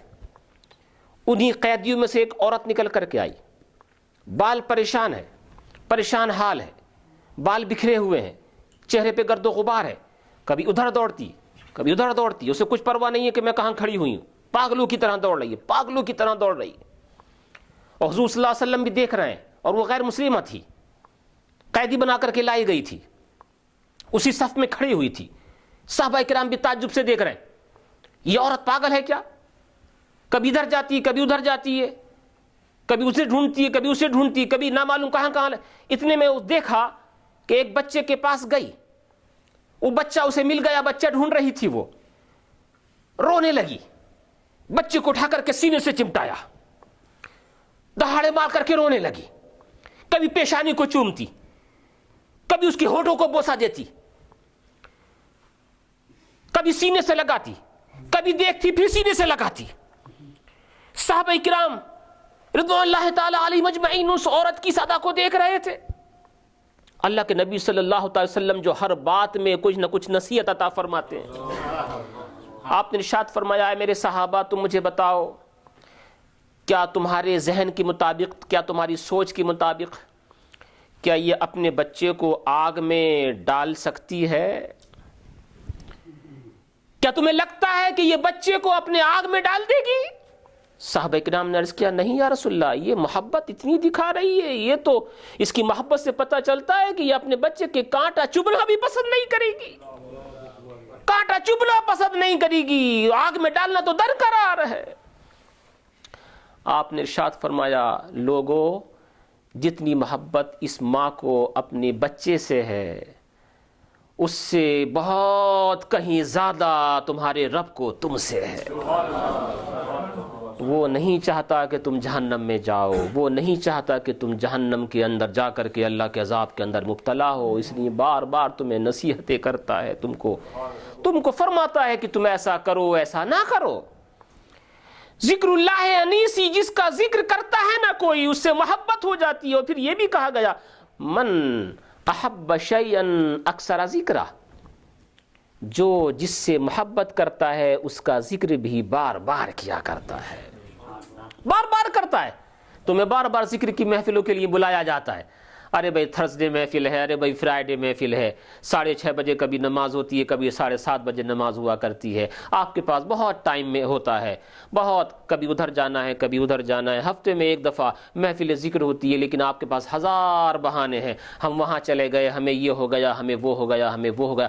ذکر اللہ. پھر دعویٰ یہ ہے کہ ہمیں اللہ سے بھی محبت ہے، ہمیں رسول سے بھی محبت ہے. اللہ کے نبی صلی اللہ علیہ وسلم فرماتے ہیں من احب شیئا اکثر ذکرہ، جو جس سے محبت کرتا ہے اس کا نام بھی بہت لیتا ہے، بہت نام لیتا ہے۔ تو تم نام لینے کے لیے، رب کا نام لینے کے لیے، وہ بھی اجتماع کے ساتھ نام لینے کے لیے اکٹھے کیوں نہیں ہوتے ہو؟ اور پھر دعویٰ یہ کرتے ہو کہ ہم اللہ سے محبت رکھتے ہیں، رسول سے محبت کرتے ہیں۔ معلوم ہے محبت کس طرح سے ہوتی ہے؟ کسی نے کسی سے کہا، اس کا کوئی محبوب تھا جو نعمان پہاڑی کے آس پاس، نعمان ایک پہاڑی کی جگہ ہے، ایک پہاڑی کا نام ہے، ایک چوٹی ہے، ایک ماؤنٹین سمجھ لیجئے نعمان۔ تو وہ شاعر کہتا ہے اعد لنا ذکر نعمان، اعد ذکر نعمان لنا، یہ نعمان پہاڑی کا ذکر تو ہمارے پاس بار بار کیا کر، بار بار کیا کر۔ بزرگوں نے اس شعر کو ذکر فرمایا، اعد ذکر نعمان لنا، یہ نعمان پہاڑی کا تذکرہ بار بار ہمارے سامنے کیا کر۔ کیوں؟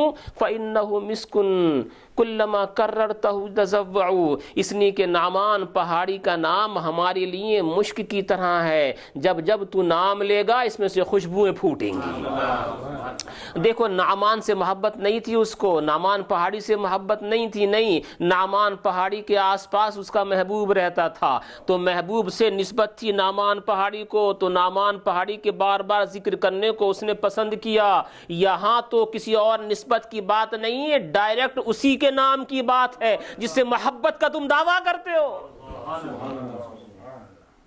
فرمایا گیا جس سے محبت ہوتی ہے اس کا نام بھی بار بار لیا جاتا ہے۔ اور پھر تو رب نے خود کہا ہے، خود کہا ہے، دیکھو یہ قرآن مجید ہے، قرآن مجید میں رب تبارک و تعالیٰ نے ارشاد فرمایا فَإِذَا، ہاں، یا ایھا الذین آمنوا اذکروا اللہ ذکرا کثیرا، اے لوگو، اے ایمان والو، اللہ کا ذکر خوب کیا کرو، خوب اللہ کا ذکر کیا کرو۔ کہیں فرماؤ سبحوہ بکرۃ واصیلا، اللہ کی تسبیح بیان کرو صبح شام، صبح شام اللہ کی ذکر کے اندر لگے رہا کرو۔ اور اس کے بعد کہیں کہیں پر ذکر فرمایا گیا کہ جب تم نماز سے فارغ ہو تو تم اللہ کا ذکر کرو۔ فَإِذَا قَضَيْتُمُ الصَّلَاةَ فَاذْكُرُوا اللَّهَ قِيَامًا وَقُعُودًا وَعَلَى جُنُوبِكُمْ، نماز سے فارغ ہونے کے بعد ذکر کرتے ہیں نا، قرآن فرماتا فَإِذَا قَضَيْتُمُ الصَّلَاةَ، جب تم نماز سے فارغ ہو جایا کرو، فَاذْكُرُوا اللَّهَ، تو اللہ کا ذکر کیا کرو۔ نماز سے فارغ ہونے کے بعد اللہ کا ذکر ہے کہ نہیں؟ اللہ خود فرما رہا ہے نماز سے فارغ ہونے کے بعد ذکر کیا کرو۔ کس حالت میں؟ قیاما وقعودا، کھڑے ہو کر کے بھی کیا کرو، بیٹھ کر کے بھی کیا کرو، وعلی جنوبکم، اور اپنی کروٹوں کے بل بھی کیا کرو۔ تو اس لیے کروٹوں کے بل تو گھروں کے اندر ہو جاتا ہے، جب تہجد کرنے والے، تہجد پڑھنے والے تہجد پڑھتے ہیں تو، لیکن کم سے کم اس لیے ہمارے بزرگوں نے خانقاہوں میں وہ بیٹھ کر کے پھر کھڑے ہو کر کے بھی ذکر ہوتا ہے نا، وہ اس لیے کھڑے ہو کے ذکر کرتے ہیں کہ رب نے یہ بھی فرمایا کھڑے ہو کے کیا کرو، کھڑے ہو کر بھی کیا کرو۔ دیکھو نماز سے فارغ ہونے کے بعد ذکر آیا کہ نہیں؟ ذکر ہوا۔ اب آگے دیکھو وَلِتُكْمِلُوا الْعِدَّةَ وَلِتُكَبِّرُوا اللَّهَ عَلَى مَا هَدَاكُمْ، تم روزوں کی گنتی پوری کرو، اور پوری کرنے کے بعد کیا کرو؟ وَلِتُكَبِّرُوا اللَّهَ، اللہ کی بڑائی بولو، اللہ کا ذکر کرو، اللہ نے تم کو روزہ رکھنے کی توفیق عطا فرمائی۔ دیکھو نماز سے فارغ ہونے کے بعد ذکر اللہ آیا کہ نہیں؟ اور روزے سے فارغ ہونے کے بعد بھی ذکر اللہ آیا کہ نہیں؟ روزے سے فارغ ہو، جب تم 30 روزے 29 روزے کر چکو تو پھر تم جا کر کے اللہ کا ذکر کرو، وَلِتُكَبِّرُوا اللَّهَ عَلَى مَا هَدَاكُمْ، اللہ کی بڑائی بولو اس بات پہ کہ اللہ نے تمہیں 30 یا 29 روزے رکھنے کی توفیق عطا فرمائی۔ آگے دیکھیے رب تبارک و تعالیٰ ارشاد فرماتا ہے فَإِذَا قَضَيْتُم مَّنَاسِكَكُمْ فَاذْكُرُوا اللَّهَ، جب تم اپنے حج کے ارکان ادا کر لو تو اللہ کا ذکر کرو۔ دیکھیے حج کی بات آ گئی، حج سے فارغ ہو اللہ کا ذکر کرو، اللہ کا ذکر، اللہ کا ذکر، اللہ کا ذکر۔ اللہ کے رسول فرماتے ہیں کیوں کرو؟ کہا ذکر اللہ انیسی، اللہ کے ذکر سے میرے دل کو سکون ملتا ہے، اللہ کے ذکر سے میرے دل کو سکون ملتا ہے۔ اب اس کے بعد فرمایا وثقۃ کنزی، اعتماد میرا خزانہ ہے۔ یہ ابھی بھی میں تھوڑے تھوڑے کم کرتے کرتے تفصیل ذکر کر رہا ہوں، ورنہ تو جہاں تک مجھے پہنچنا تھا وہاں تک بھی نہیں پہنچ پاؤں گا۔ ابھی کتنی چیزوں کا ذکر آیا دیکھیں، المعرفۃ راس مالی 1، والعقل اصل دینی 2، والحب اساسی 3، والشوق مرکبی، شوق میری سواری ہے 4، وذکر اللہ انیسی، اور اللہ کا ذکر میرا انیس ہے، میرا مونس ہے اور مجھے سکون دینے والا، کتنا ہوا؟ 5، حالانکہ 17 ہیں، اس میں 17 ہے، میں شاید 6-7 تک بیان کر پاؤں گا۔ اللہ کے نبی صلی اللہ علیہ وسلم نے ارشاد فرمایا وَالثِّقَةُ كَنْزِي، بھروسہ میرا خزانہ ہے۔ بھروسہ، یہ بھروسہ ہی ختم ہو گیا ہمارے آپ کے درمیان سے۔ بے دیکھے کسی پہ بھروسہ کرتے ہیں، جب بعد میں جا کر کے پتہ چلتا ہے تو کہتے ہیں ہم نے غلط بھروسہ کیا۔ پہلے دیکھنے سے پہلے بھروسہ کس پہ؟ اللہ کی ذات پہ۔ یہی میرا خزانہ ہے، یہی میرا خزانہ ہے۔ اعتماد، ثقہ کس طرح سے ہوتا معلوم ہے بھروسہ؟ فرعون نے حکم دے دیا تھا حضرت موسیٰ کی پیدائش سے پہلے کہ میں نے خواب دیکھا کہ بنی اسرائیل میں لڑکا پیدا ہوا جو میری بادشاہت کے ختم ہونے کا سبب بنے گا، چنانچہ جتنے بھی بچے پیدا ہوں بنی اسرائیل میں سب کو مار ڈالو۔ 70,000 سے زیادہ بچے قتل کرا دیے فرعون نے کہ وہ پیدا نہ ہو پائے، جس کی وجہ سے میری بادشاہت جائے گی۔ لوگوں نے کہا اگر بنی اسرائیل میں بچے پیدا اگر ہوں گے اور تو مار ڈالے گا تو ہمارے خادمین کہاں سے ملیں گے؟ تو کہا اچھا ایسا کرو، 1 سال بچاؤ اور 1 سال کاٹو۔ 1 سال بچوں کو کاٹتا تھا، شہید کرواتا تھا، مار ڈلوایا کرتا تھا فرعون کہ وہ بچہ نہ پیدا ہو جو میری بادشاہت کا جانے کا ختم ہونے کا سبب بن جائے۔ چنانچہ جس سال مروانے کا تھا، جو سال کٹوانے کا، ختم کرانے کا، اس سال حضرت موسیٰ پیدا ہوئے، اور جو سال بچانے کا تھا اس سال حضرت ہارون پیدا ہوئے۔ تو حضرت ہارون تو بچنے ہی تھے کیونکہ وہ مار ڈالنے کا حکم اس سال نہیں تھا۔ اب حضرت موسیٰ علیہ السلام تو اس وقت پیدا ہو رہے ہیں کہ جس وقت حکم ہے کہ جو بچہ پیدا ہو مار ڈالا جائے۔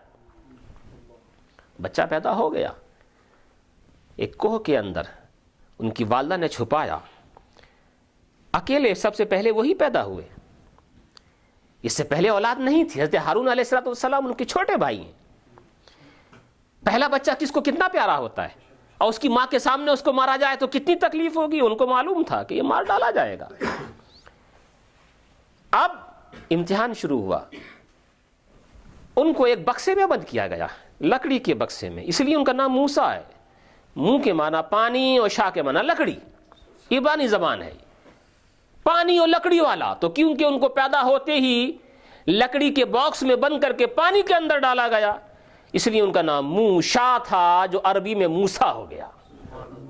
ویسا نہیں ہے کہ جس کا نام موسیٰ آج کے زمانے میں ہو وہ پانی لکڑی والا ہو، کیونکہ آج کے زمانے میں جو موسیٰ نام رکھا جاتا ہے وہ حضرت موسیٰ کی اتباع میں، ان کے نام سے برکت حاصل کرتے ہوئے رکھنا چاہیے۔ نبی کا نام ہے، رسول کا نام ہے۔ اب حضرت موسیٰ علیہ الصلوۃ والتسلیم کی ماں، دیکھو یہ ہوتا ہے بھروسہ، جس کو کہا نا بھروسہ میرا خزانہ ہے۔ حضور نے فرمایا بھروسہ میرا خزانہ ہے۔ کوئی ماں چاہے گی کہ اپنے بچے کو پہلا جو اکلوتا بچہ ہے پانی میں ڈال دے؟ رب نے ارشاد فرمایا، فَإِذَا خِفْتِ عَلَيْهِ، جب تجھے اندیشہ ہو، حضرت موسیٰ کی ماں سے کہا جا رہا ہے، جب تجھے اندیشہ ہو کہ اس کو چھین لیا جائے گا، مار ڈالا جائے گا، فَأَلْقِيهِ فِي الْيَمِّ، تو اے موسیٰ کی ماں اسے سمندر میں ڈال دینا، اسے سمندر میں ڈال دینا۔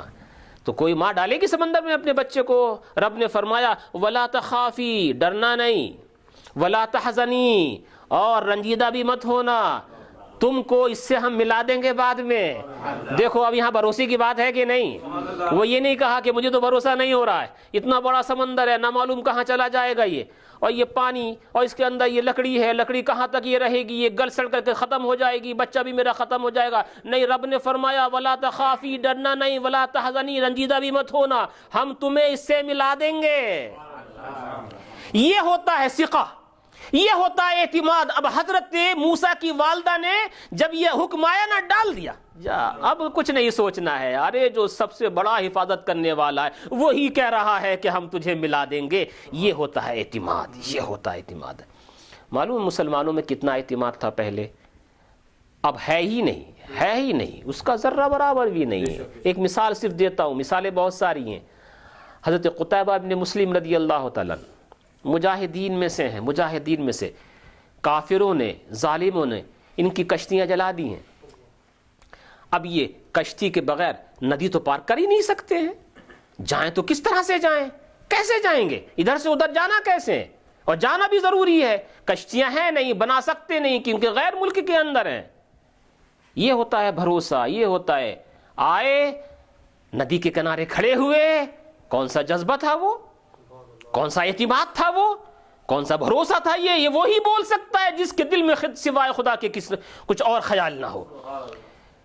وہ موجیں مارتی ہوئی ندی کے سامنے آ کر کے کھڑا ہو جاتے ہیں اور کہتے ہیں اے ندی، اور کہتے ہیں اے رب، تو جانتا ہے کہ میں تیری راہ کے اندر نکلا ہوں اور تیری خوشنودی کے لیے نکلا ہوں، اب میں اپنے گھوڑوں کو اس کے اندر ڈالنے والا ہوں، تو جانتا ہے میں صرف تیرے لیے نکلا ہوں اور میری فوج بھی صرف تیرے لیے نکلی ہے، اے میرے مولا اگر میں غلط کہہ رہا ہوں، اگر میں اس کے لیے نہیں نکلا ہوں، اپنے لیے نکلا ہوں، اے میرے مولا مجھے بھی اور میری فوج کو ڈبا دینا اس کے اندر، اور تو جانتا ہے اچھی طرح سے اگر میں تیرے ہی لیے نکلا ہوں اور صرف تیرے ہی لیے نکلا ہوں تو اب میں اپنے گھوڑوں کو ڈالنے والا ہوں، تو مجھے اسے ڈبانا نہیں اس کے اندر۔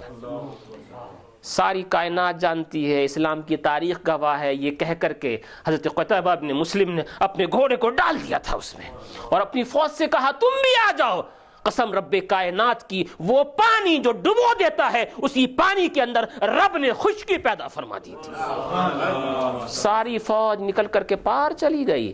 اسے کہتے ہیں بھروسہ، اسے کہتے ہیں ثقہ۔ اللہ کے نبی نے فرمایا وَالثِّقَةُ كَنْزِي، ثقہ میرا خزانہ ہے، بھروسہ میرا خزانہ ہے۔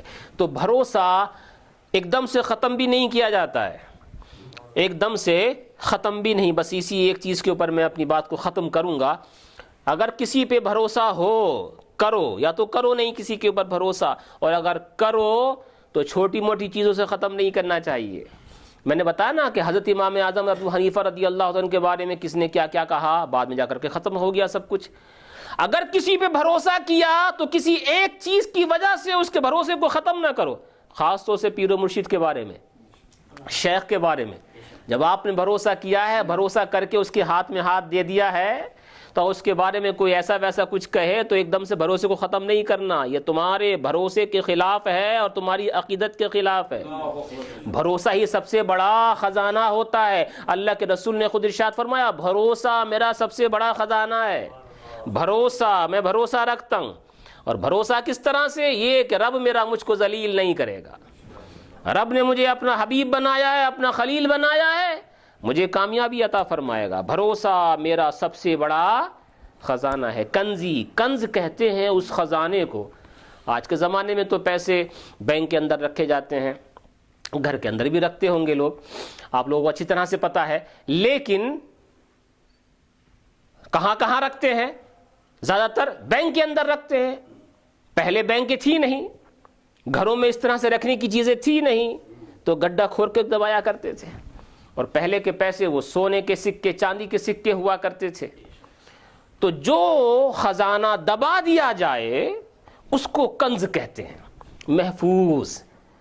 اللہ کے رسول نے فرمایا وَالثِّقَةُ كَنْزِي، ثقہ، بھروسہ، اعتماد یہ میرا محفوظ خزانہ ہے۔ وہ نہیں کہ کوئی اس کو اٹھا کر کے لے جائے، نہیں، محفوظ خزانہ ہے میرا، محفوظ خزانہ ہے۔ والحزن رفیقی، اور حزن میرا ساتھی ہے، حزن میرا ساتھی ہے۔ حزن کہتے ہیں دل کے افسوس کو، اندوہ دل کو۔ آپ کہیں گے کہ دل کا افسوس یہ رسول صلی اللہ علیہ وسلم کا ساتھی؟ کہ ہاں، اللہ کے نبی صلی اللہ علیہ وسلم کا ساتھی کبھی آپ سے جدا نہیں ہوا۔ وہ کیوں، کس طرح سے، کس لیے حزن کہتے کس کو ہیں؟ کسی دوسرے کی فلاح و بہبود کے لیے خود دل میں رنجیدہ ہو جانا، یہ حزن ہے۔ اپنے لیے نہیں، دوسرے کے لیے۔ میں اس کو سمجھا رہا ہوں پھر بھی یہ سمجھ نہیں رہا، جہنم میں جائے گا، اب اس بات کی وجہ سے خود دل میں اثر ہو جائے، احساس ہو جائے، یہ حزن ہے۔ اور یہ حضور صلی اللہ علیہ وسلم سے کبھی جدا نہیں ہوا، ہمیشہ آپ کو حزن رہا۔ اس لیے آپ نے ارشاد فرمایا الحزن رفیقی، حزن میرا رفیق ہے، کبھی جدا نہیں ہوتا مجھ سے۔ اس لیے کہ حزن میں دوسرے کی فکر ہوتی، دوسرے کا خیال ہوتا ہے، خدا اس سے ناراض نہ ہو جائے، جہنم میں نہ چلا جائے، اس کا نقصان نہ ہو جائے، کسی طرح سے اس کا فائدہ ہو جائے، یہ خیال کرنا۔ اس لیے نبی کریم صلی اللہ علیہ وسلم نے فرمایا کہ حزن میرا رفیق ہے اور علم میرا ہتھیار ہے۔ انشاءاللہ اس کے بعد جو آگے آنے والی باتیں ہیں، خدا نے چاہا اگر وقت ملا اور موضوع بھی اس طرح کا رہا تو بقیہ جو باتیں رہ گئی ہیں اس کے اوپر ضرور گفتگو کی جائے گی، لیکن آخری بات جو آپ نے ارشاد فرمایا وہ یہی قرۃ عین فی الصلاۃ، کہ میری آنکھوں کی ٹھنڈک نماز کے اندر ہے۔ اس کا خیال رکھنا چاہیے، اور حضور صلی اللہ علیہ وسلم نے جو اپنی سنت بتایا ہے، خاص طور سے یہ جو ابھی میں نے آپ کے سامنے ذکر کیا، علم میرا ہتھیار ہے، میرا ہتھیار تلوار نہیں ہے، نیزہ نہیں ہے، علم میرا ہتھیار ہے۔ آپ دیکھیں مسلمان اس کے اوپر کتنا عمل کر رہے ہیں۔ حضور نے فرمایا علم میرا ہتھیار، علم ہی کے ذریعے سے میں نے سب کو جیتا ہے۔ شیروں کا شکار کیا جاتا ہے علم کے ذریعے سے۔ جب شیروں کا شکار علم کے ذریعے سے ہو جاتا ہے تو جو بیچ والے رہ گئے ہیں، پیچھے والے رہ جاتے ہیں، وہ تو خود بخود ہی سامنے آ جاتے ہیں۔